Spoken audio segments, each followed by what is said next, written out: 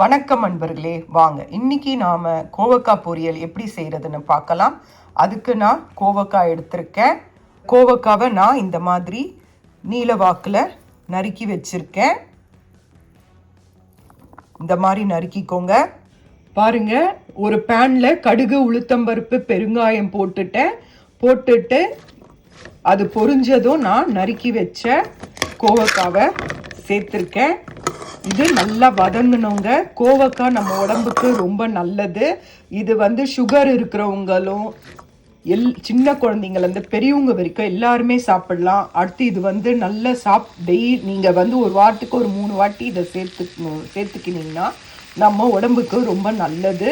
நம்ம உடல் எடையும் குறையும். இதில் அவ்வளோ சத்துக்கள் இருக்குதுங்க. நீங்கள் இது கோவக்காய் ஃப்ரையும் செய்யலாம், இல்லை குழம்பு அந்த மாதிரி கூட வச்சு சாப்பிடலாம். கோவக்காய் ரைஸ் கூட செஞ்சு சாப்பிட்லாம். நான் உங்களுக்கு இன்னொரு வாட்டி கோவக்காய் ரைஸும் செஞ்சு காட்டுறேன். நான் இதில் ஆனியன் சேர்க்கலை. நான் வேணும்னா என்றைக்குன்னா நான் ஆனியன் சேர்த்துப்பேன். இன்றைக்கி சஷ்டின்றனால நான் எதுவும் சேர்த்துக்கல ஆனியனெல்லாம். அந்த மாதிரி இதை செஞ்சு பாருங்கள். இது நல்லா வதங்கட்டும். நீங்கள் பச்சையாகவும் செய்யலாம், பீன்ஸ் பொரியல் மாதிரி. ஆனால் நல்லா வதங்கி காரம்லாம் போட்டு செஞ்சிங்கன்னா இது ரொம்ப அருமையாக இருக்கும். வாங்க பார்க்கலாம். பாருங்கள், கோவக்காய் இந்த மாதிரி நல்லா வதக்கி விடுங்க. தண்ணி விடக்கூடாது. சும்மா கையில் கொஞ்சமாக தண்ணி எடுத்து தெளித்து விட்டால் போதும்.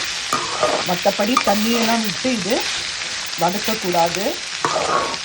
டேஸ்ட்டு குறைஞ்சிடும். அதனால் லைட்டாக தண்ணி எடுத்து அந்த தண்ணியை தெளிச்சுடுங்க. பாருங்கள், இந்த மாதிரி தண்ணி தெளித்து விடணும். ஒரு 2 வாட்டி தெளித்து விட்டால் போதும். மற்றபடி அதிகமான அளவில் தண்ணி விடக்கூடாது. பாருங்கள், கோவக்காய் ஃப்ரைக்கு நான் மிளகாய் பொடி எடுத்திருக்கேன், தனியா பொடி எடுத்திருக்கேன், மஞ்சள் பொடி, ஜீரகப்பொடி, பெருங்காயம் சேர்த்துக்கோங்க. காய் நல்லா வதங்கிடுச்சுங்க. இப்போ நாம் எடுத்து வச்சுருக்க எல்லா பொருளையும் நாம் இதில் சேர்த்துடலாம். இதுக்கு தேவையான அளவு உப்பு சேர்த்துக்கோங்க. இப்போ பாருங்கள், இந்த காரப்பொடியெலாம் சேர்த்த உடனே இதில் தேவையான அளவு உப்பு சேர்த்துருக்கேன். பிங்க் சால்ட்டு தான் சேர்த்துருக்கேன். அப்புறம் ரைஸ் ஃப்ளார் சேர்த்துருக்கேன். இதெல்லாம் நல்லா கலரி கொடுத்து அடுப்பை நல்லா சிம்மில் வைங்க. இது நல்லா வதங்கி நல்லா கிறிஸ்பியாக சூப்பர் டேஸ்ட்டோடு நல்லா இருக்குங்க. இது சாம்பார் சாதம், ரசம் சாதம், வத்த குழம்பு எல்லாத்துக்கும் ஏற்ற கோவக்காய் பொரியல். இது நம்ம உடம்புக்கு நல்ல ஒரு ஆரோக்கியத்தை கொடுக்கும். இதை நல்லா செவக்க வறுத்துட்ட பிறகு உங்களுக்கு நான் காட்டுறேன். ரொம்ப அருமையாக இருக்குங்க. உப்பெல்லாம் டேஸ்ட்டு பார்த்துக்கோங்க. பாருங்கள், நல்லா கிறிஸ்பியாகிடுச்சு. பாருங்கள், நல்லா ரெடி ஆகிடுச்சு. இதை நீங்கள் தயிர் சாதத்துக்கு கூட வச்சு சாப்பிடலாம். நல்லா கிறிஸ்பியாக நல்லாயிருக்கும். இது செஞ்சு பாருங்கள், கண்டிப்பாக உங்களுக்கு பிடிக்கும். உங்களுக்கு பிடிச்சிருந்ததுன்னா நீங்கள் இது செஞ்சு பாருங்கள். உங்களுக்கு பிடிச்சிருந்தால் லைக் பண்ணுங்கள். இது பாருங்கள், கோவக்காய் ஃப்ரையை நல்லா இந்த மாதிரி ஃப்ரை பண்ணிவிட்டு நம்மக்கிட்ட வெடித்த சாதம் இருந்துச்சுன்னா இதை இதில் போட்டு கலரி ஒரு ஸ்பூன் நெய் விட்டு நல்லா பிசைஞ்சு சாப்பிடுங்க.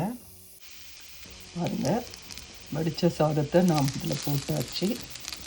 இதை நல்லா கலரி குழந்தைங்களுக்கு லஞ்ச் பாக்ஸாக கூட அனுப்பலாம். இது ரொம்ப நல்லா இருக்குங்க சாப்பிட்றதுக்கு. இது கூட ஒரு அப்பளம் வச்சு சாப்பிடலாம், இல்லை சும்மாவே கூட சாப்பிடலாம். இந்த காரத்தோடு சேர்த்து சாப்பிட்றது ரொம்ப அருமையாக இருக்கும். இது கூட கொஞ்சம் நெய் சேர்த்தோம்னா சுவையாக இருக்கும். செஞ்சு பாருங்கள்.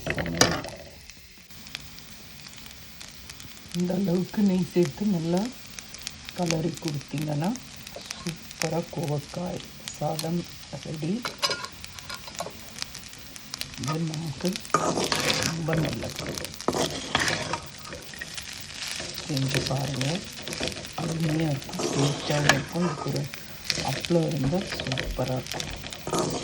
சாப்பிட்டு பாருங்கள்.